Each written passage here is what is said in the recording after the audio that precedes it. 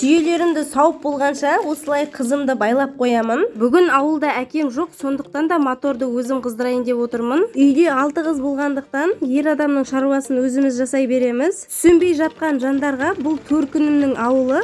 Әке-шешеме көмек керек кезде осылай ауылға келіп көмектесіп тұрамын. Құдыққа мал келгенше обедкі шайға ерекше тағам дайындайын деп жатырмын. Бір кесе шұбатымның үстіне 2 жұмыртқамды салып жақсылап араластырамын. Дәміне қарай 2 қасық қантымды және жарты қасық тұзымды салып, осындай үйде қалған укроптарымды да салып жіберемін. Жарты қасық разрыхитель қосамын. Барлығын жақсылап араластырамын. Сырымды теркіден өткізіп қосатын боламын. Бұл жақта холодильник жоқ, сондықтан да осылай пайдаланып тастау керек. Енді осы қоспалардың үстіне ұнымды салып отырып, жұмсақ қамыр илеймін. Оқтаудың көмегімен дөңгелек формамызды шығарып, ұзынша етіп кесіп шығамыз. Дәміне сөз жоқ, ерекше болып шығады. Енді осылай қызып тұрған майға салып қуырып аламыз.